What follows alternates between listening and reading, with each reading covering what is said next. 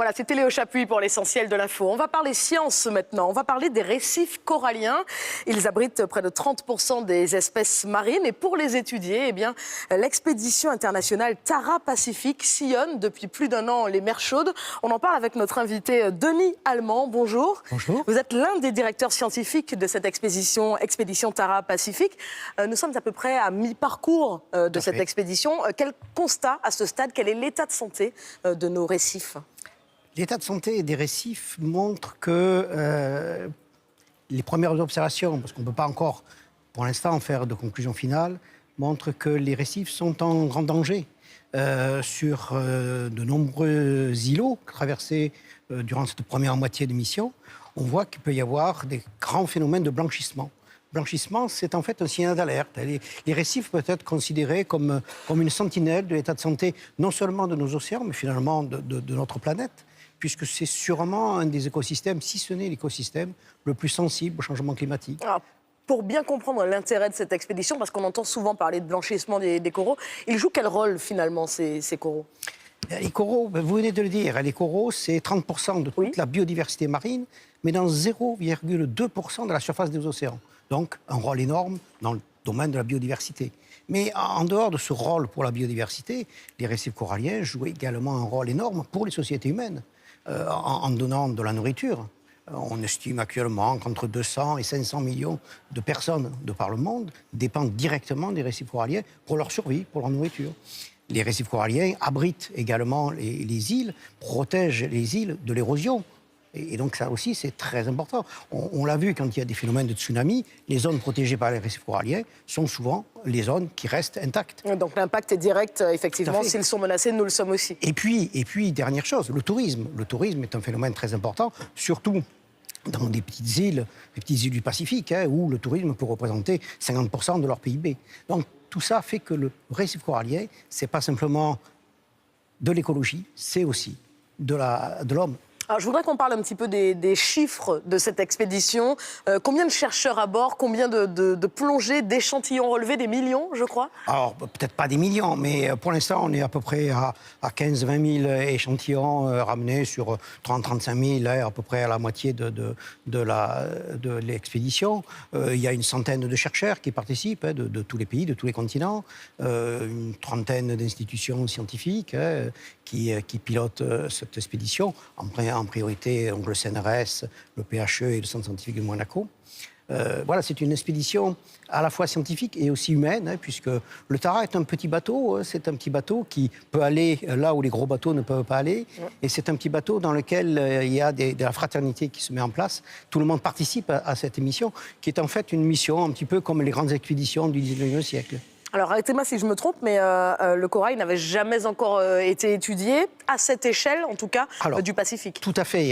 Il y a eu énormément. Depuis quelques années, on s'aperçoit de l'importance des coraux pour la biologie et pour l'homme. Donc, il y a de plus en plus d'études qui se font, mais jamais à cette échelle-là. Tara Pacific est la première expédition qui va permettre d'avoir une cartographie sur toute l'échelle du Pacifique.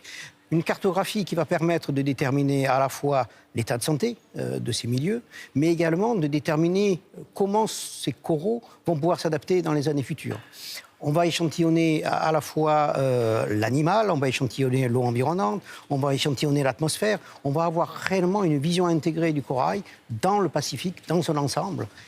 Non seulement le corail, la partie animales, mais également les algues symbiotiques qui vivent à l'intérieur des cellules du corail en symbiose, et également toutes les bactéries qui peuvent vivre dans le corail et, on le sait maintenant, peuvent être très importantes pour la survie du corail. Et comment ils font d'ores et déjà, ces récifs coralliens, pour s'adapter, pour survivre au réchauffement climatique?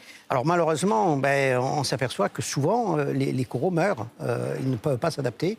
Aucune stratégie de défense Les stratégies, pour l'instant, on les connaît encore très mal. On s'aperçoit, justement, et ça, Tara va permettre de le déterminer, on s'aperçoit que certains coraux, pour s'adapter, vont modifier leurs algues symbiotiques, vont modifier leur cortège bactérien. Ah oui, carrément. tout à fait. Oui.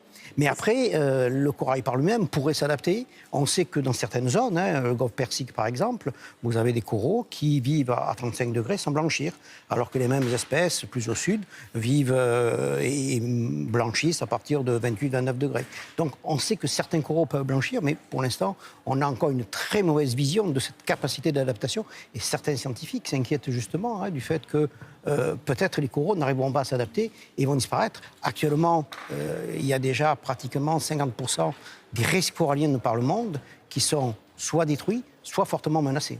Alors une expédition, des informations collectées, mais j'ai envie de dire, et après, on en fait quoi de tout ça une fois qu'on a toutes ces informations-là, sachant l'impact de l'être humain notamment sur tous ces récifs coralliens, on fait quoi après? Alors après, c'est maintenant qu'on va commencer réellement à travailler sur ces échantillons.